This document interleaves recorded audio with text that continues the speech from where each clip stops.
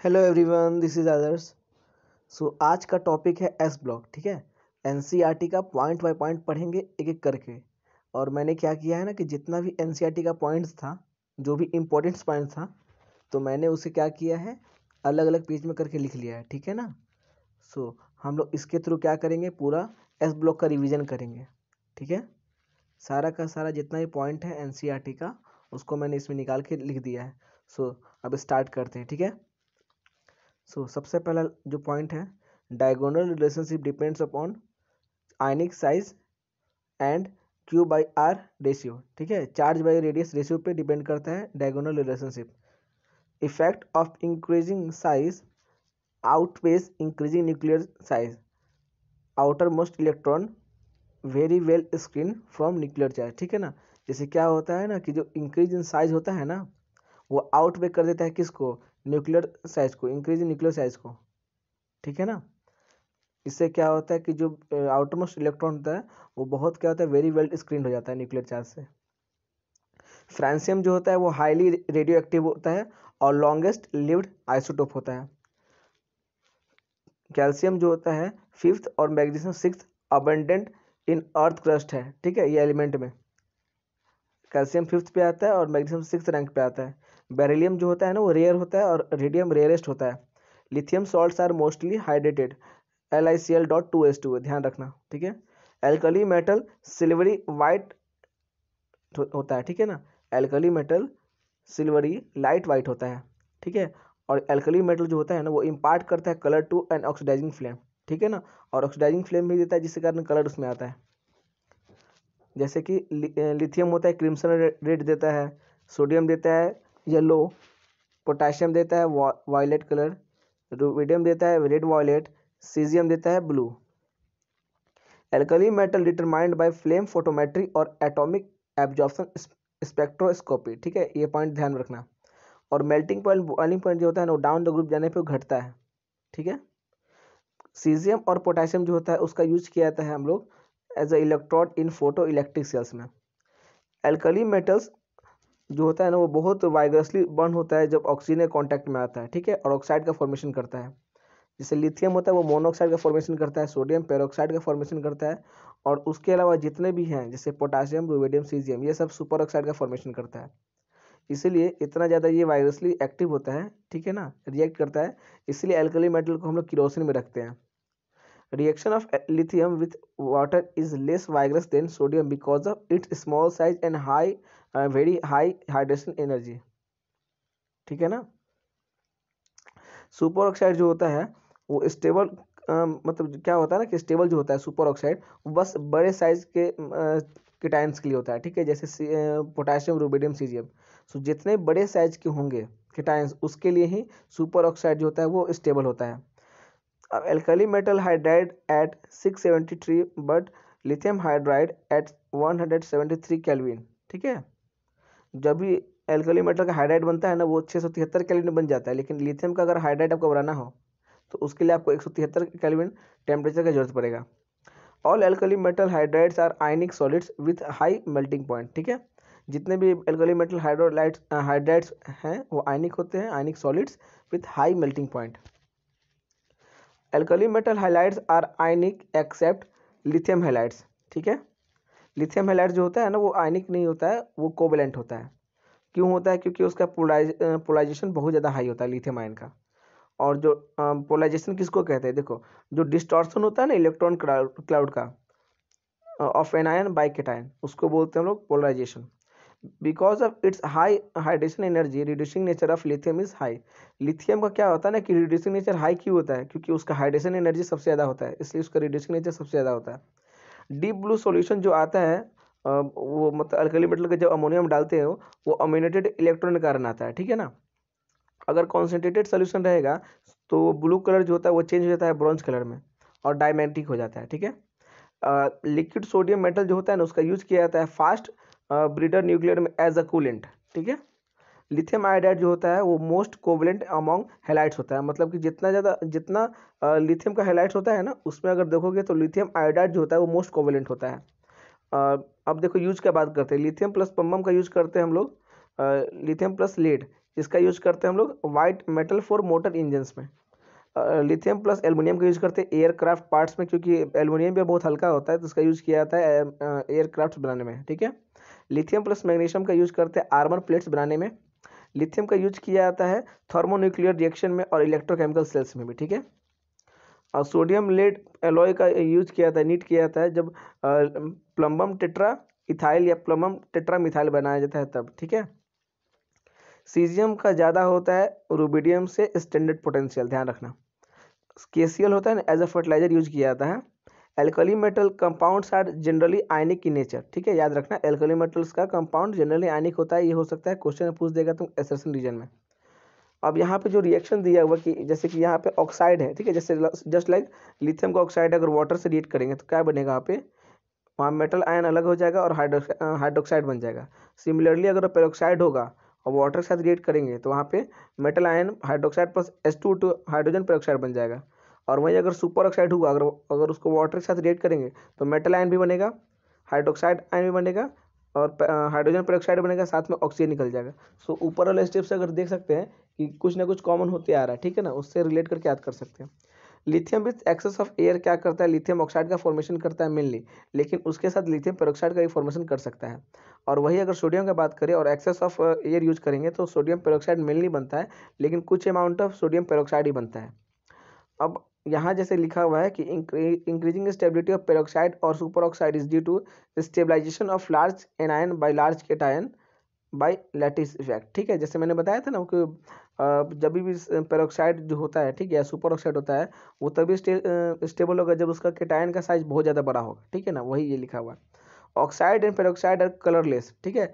देखो ऑक्साइड और पेरोक्साइड जो होता है ना वो कलरलेस होता है जब प्योर होता है, ठीक है ना, कलरलेस जब प्योर होता है। लेकिन सुपर ऑक्साइड जो होता है ना येलो और ऑरेंज कलर का होता है।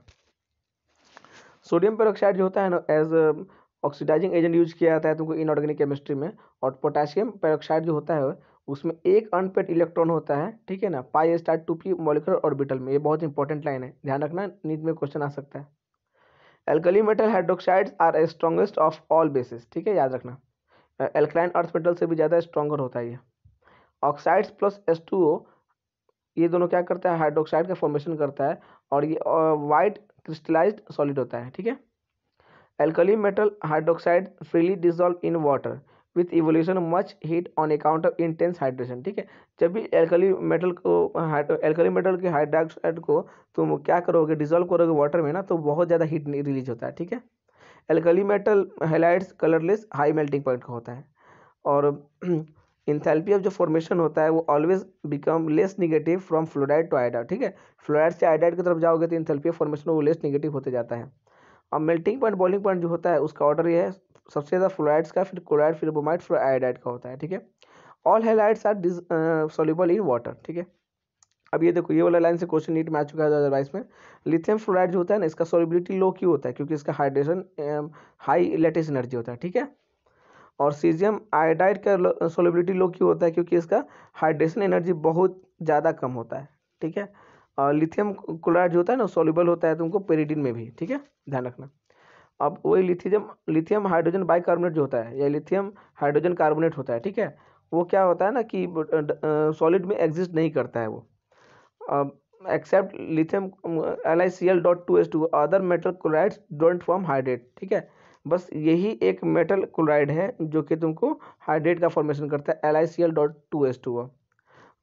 Lithium form no ethanide on reaction with ethyne, ethyne के साथ रिएक्शन करने पर लिथियम कोई भी तुमको इथेनाइड का फॉर्मेशन नहीं करता है। Lithium fluoride and lithium oxides are comparatively much less soluble in water, ध्यान रखना, ठीक है, क्योंकि इसका लेटेस्ट एनर्जी बहुत ज़्यादा हाई हो जाता है इसलिए। लिथियम का साइज ज़्यादा बड़ा होता है, आयनिक साइज बड़ा होता है मैग्नीशियम का, और मैग्नीशियम का एटॉमिक साइज बड़ा होता है लिथियम से, लेकिन दोनों कंपेरेबल होता है। लेकिन ध्यान रखना कि लिथियम का आयनिक साइज ज़्यादा बड़ा होगा और एटॉमिक साइज की बात करेंगे तो मैग्नीशियम का ज़्यादा बड़ा होता है। Magnesium is lighter in group 2, हाँ, क्योंकि लाइटर होता है, ठीक है, ग्रुप में। अगर इसका मेल्टिंग पॉइंट भी देखोगे तो सबसे कम होता है, बॉइलिंग पॉइंट भी देखोगे तो सबसे कम होता है, ठीक है। सोडियम कार्बन.2 इस सॉलिड प्रोसेस में बनता है, ठीक है ना, यूज किया जाता है इसको। In solid process calcium chloride जो होता है CaCl2 बाई प्रोडक्ट के रूप में निकलता है, ठीक है। LiCl2.2H2O एंड MgCl2.H2O डेलिगेशन होता है, ठीक है ना, ये दोनों देख लेना, लिथियम का क्लोराइड प्लस 2H2O और मैग्नीशियम क्लोराइड डॉट 8H2O डेलीक्वेसेंट होता है, ठीक है। अब वहाँ लिखा हुआ है सोडियम बाइकार्बोनेट जो होता है ना लेस सॉल्युबल होता है, ध्यान रखना। पोटासियम बाइकार्बोनेट जो होता है ना वो मोर सॉल्युबल होता है, इसलिए हम लोग उसको सॉल्वेबल प्रोसेस यूज नहीं करते हैं, ठीक है ना। लेकिन सोडियम बाइकार्बोनेट लेस सॉल्युबल होता है, इसलिए हम लोग सॉल्वेबल प्रोसेस उसको यूज कर पाते हैं। अब CaCl2 जो होता है कैल्शियम क्लोराइड, वो भी तुमको डेलीक्वेसेंट होता है। Crystal of sodium hydroxides are deliquescent, ठीक है ना। सोडियम हाइड्रोक्साइड का जो क्रिस्टल होता है वो भी डेलीक्वेसेंट होता है। देखो वहाँ लिखा हुआ है ना कि पोटेशियम बाइकार्बोनेट का ज़्यादा सॉल्युबिलिटी होता है तुमको सोडियम बाइकार्बोनेट से, इसलिए सॉल्युबल प्रोसेस में हम लोग तुमको सोडियम बाइकार्बोनेट यूज करते हैं क्योंकि वो कम सॉल्युबल होता है, ठीक है ना। और वही अगर हम लोग पोटेशियम बाइकार्बोनेट यूज कर देंगे तो जल्दी सॉल्युबल हो जाएगा, तो हम लोग को डिजायर प्रोडक्ट या नहीं मिलेगा, ठीक है ना, या बाई प्रोडक्ट भी ढंग से नहीं आएगा। वॉशिंग सोडा होता है ना, उसको लेबोरेटरी रिएजेंट के रूप में हम लोग यूज करते हैं, ठीक है ना, बोथ क्वालिटेटिव और क्वालिटेटिव एनालिसिस में। क्रूड NaCl जो होता है, इसका क्वेश्चन नीट में आ चुका है। क्रूड NaCl में क्या क्या होता है, तो याद रखो, सोडियम का सल्फेट, कैल्शियम का सल्फेट, कैल्शियम का क्लोराइड, मैग्नीशियम क्लोराइड, ठीक है।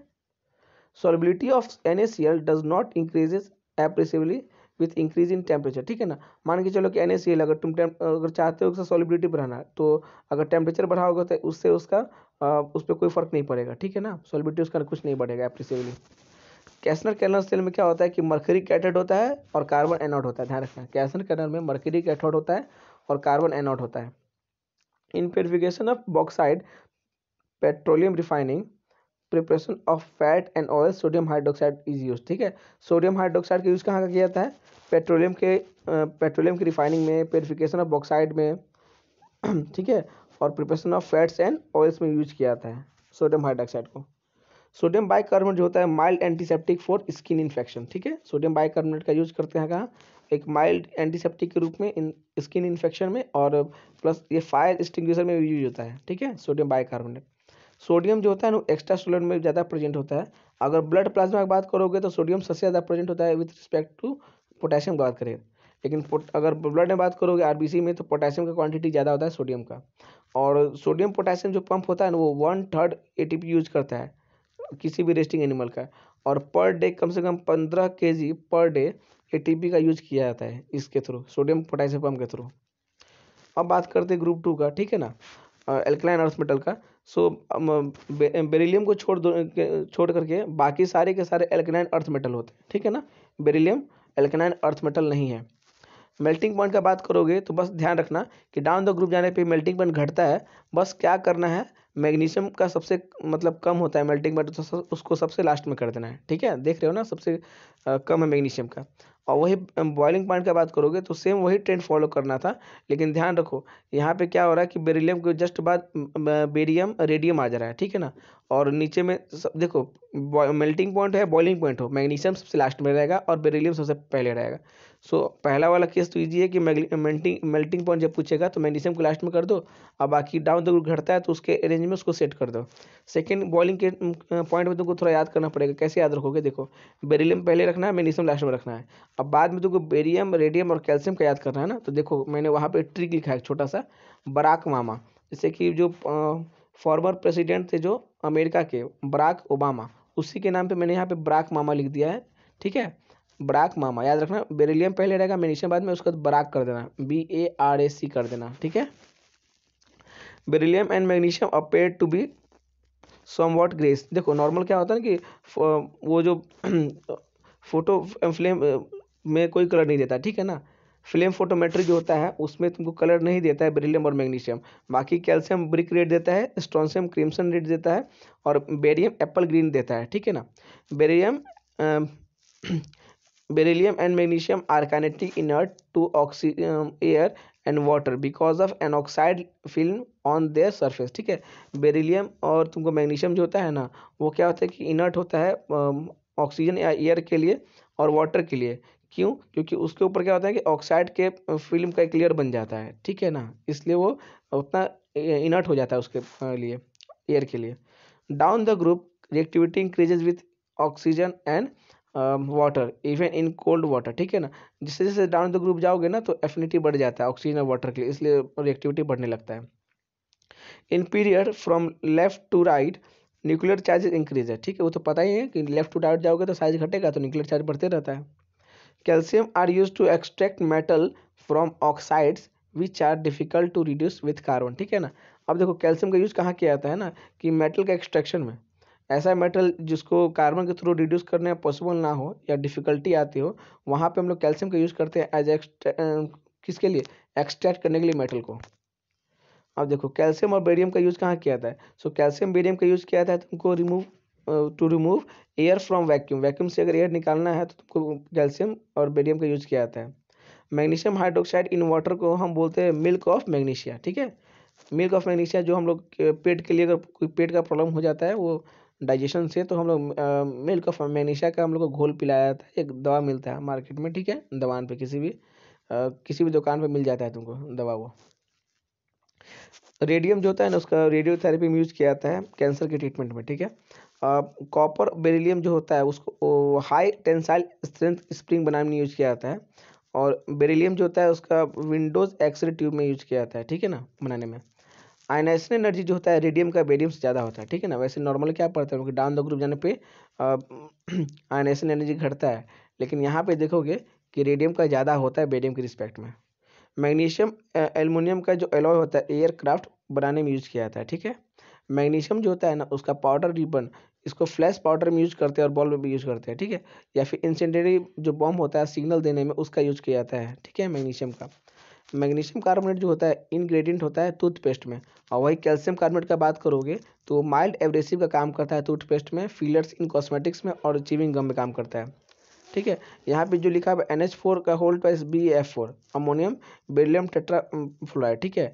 सो अगर इसको हिट करोगे ना तो ये BF2 बनता है। ये बेस्ट रूट होता है तुमको BF2 का फॉर्मेशन करने के लिए। बेरिलियम कभी भी डायरेक्टली रिएक्ट नहीं करेगा तुमको हाइड्रोजन के साथ में, ठीक है ना, हाइड्राइड बनाने के लिए ध्यान रखना। Beryllium plus lithium aluminium hydride को जब रिएक्ट करते हो ना तो वहाँ पे क्या होता है BH2 बनता है। यहाँ पे बेरिलियम का हाइड्राइड बनता है, लेकिन डायरेक्ट कभी नहीं होगा, ठीक है ना। लिथियम एल्यूमिनियम हाइड्राइड को लाना ही पड़ेगा साथ में तुमको। LiCl प्लस AlCl3 निकलता है, रिलीज होता है। अब डीप ब्लू ब्लैक सॉल्यूशन जो होता है वो लिक्विड अमोनिया के साथ मिलता है, ठीक है, किसका, एल्कलाइन अर्थ मेटल को अगर डालोगे अगर, ठीक है ना, अमोनिया में, तो वहाँ पे डीप ब्लू ब्लैक सॉल्यूशन मिलता है।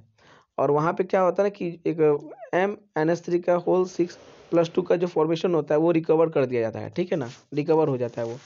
Carbonates of alkaline earth metals are insoluble in water, can be precipitate by addition of sodium sodium carbonate और अमोनियम कार्बोनेट, ठीक है, याद रखना। सोडियम कार्बोनेट या अमोनियम कार्बोनेट का यूज किया जाता है, ठीक है, प्रेसिपिटेट बनाने में, ठीक है। All carbonate decompose on heating in carbon dioxide and oxide. जितने भी कार्बोनेट होते हैं ना वो क्या होता है कि जब हीट करोगे उसको कार्बन डाइऑक्साइड और ऑक्साइड में वो कन्वर्ट हो जाता है, टूट जाता है। वही बेरियम कार्बोनेट का जो बात करोगे वो अनस्टेबल होता है, ठीक है ना। इसलिए उसको हम लोग क्या करते हैं, एटमोसफेयर ऑफ CO2 में रखते हैं, कार्बन डाइऑक्साइड के एटमोसफेयर में रखा जाता है बेरिलियम कार्बोनेट को। एल्कलाइन अर्थ मेटल जो होता है ना उसका जो कंपाउंड होता है वो जनरली आयनिक होता है। Increasing increase in nuclear charge and small size decreases ionic character, ठीक है ना। मान चलो कि अगर न्यूक्लियर साइज बढ़ रहा है, ठीक है ना, और साइज न्यूक्लियर चार्ज बढ़ रहा है और तुमको साइज अगर घट रहा है तो आयनिक करेक्टर घट जाएगा, ठीक है ना। एक्सेप्ट बेरिलियम का oxide, except DeO metal oxide है रॉक सॉल्ट स्ट्रक्चर, जितने भी सारे रहेंगे ना, बेरिलियम का ऑक्साइड को छोड़ दो बाकी के सारे रॉक सॉल्ट स्ट्रक्चर होते हैं। बेरिलियम ऑक्साइड जो होता है एसेंशियली कोवेलेंट होता है, ठीक है, ध्यान रखना। बेरिलियम हाइड्रोक्साइड या बेरियम ऑक्साइड जो होता है एम्फोटेरिक होता है, ठीक है। ऑक्साइड जो होता है ना एक्सेप्ट BeO वो आयनिक होता है, ठीक है, और BeO जो होता है वो कोवेलेंट होता है, ठीक है। आयनिक और बेसिक दोनों होगा ऑक्साइड जो भी होता है एक्सेप्ट BeO। और हेलाइड जो होगा बेरिलियम का हेलाइड को छोड़ दो बाकी का सारा आयनिक होगा, बाकी बेरिलियम का जो हेलाइड होगा वो कोवेलेंट होता है। अब एल्कली हाइड्रोक्साइड जो होता है ना वो अल्कलाइन हाइड्रोक्साइड के रिस्पेक्ट में ज़्यादा बेसिक होता है और ज़्यादा स्टेबल होता है, ठीक है, वही लिखा हुआ है। बेरिलियम हाइलाइट जो होता है वो कोवेलेंट होता है नेचर में, ठीक है। BeCl2 जो होता है ना वो सॉलिड में चेन स्ट्रक्चर में फॉर्म करता है, ठीक है। BeCl2 जो होता है वो चेन स्ट्रक्चर होता है सॉलिड में। और वही बात करोगे अगर कि वेपर फेज में तो क्लोरो ब्रिज डाइमर बनाता है। और हाई टेम्परेचर पे क्या होता है कि लीनियर मोनोमर का फॉर्मेशन करता है BeCl2। Hydrates halide of beryllium and magnesium on heating suffer hydrolysis, ठीक है ना। अब जैसे बेरिलियम और मैग्नीशियम का है क्या है कि अगर हाइड्रेटेड हैलाइड है ना, अगर उसको हीट करोगे तो हाइड्रोलाइसिस से सफ़र करेगा वो। अब क्या होता है ना कि फ्लोराइड जो होता है ना लेस सोल्यूबल होता है देन क्लोराइड। क्यों? क्योंकि उसका लैटिस एनर्जी बहुत ज़्यादा हाई होता है। बेरिलियम सल्फेट और कैल्शियम सल्फेट जो होता है रेडली सोल्यूबल होता है तुमको वाटर में, और जो सोलिबिलिटी होता है सल्फेट का डाउन तक जाने पे घटते रहता है, ठीक है ना, याद रखना। मैग्नीशियम का जो नाइट्रेट होता है वो क्रिस्टलाइज करता है 6 मॉलिक्यूल ऑफ वाटर के साथ में। बेरियम का जो नाइट्रेट होता है ना क्रिस्टलाइज करता है एज एनहाइड्रस सॉल्ट, ठीक है। ऑल मेटल नाइट्रेट को जब हीट करोगे तो वहाँ पे मेटल का ऑक्साइड निकलेगा प्लस NO2 प्लस O2 निकलता है। Compounds of beryllium are largely covalent and get easily hydrolyse, ठीक है। कोवलेंट है, साइज छोटा है तो उसका हाइड्रेशन एनर्जी हाई होगा, सो वो इजली हाइड्रोलाइज हो जाएगा। BeCl2 and AlCl3 beryllium chloride aluminium chloride को हम लोग यूज करते हैं एज फ्रीडल क्राफ्ट कैटलिस्ट। अगर कैल्शियम कार्बोनेट को तुम रोटरी किल में डालोगे ना, हीट करोगे, तो वो क्या होता है, calcium oxide plus carbon dioxide में कन्वर्ट हो जाता है, ध्यान रखना। और कैल्शियम हाइड्रोक्साइड जो होता है ना उसको सिलेक्ट लाइम बोलते हैं, ठीक है।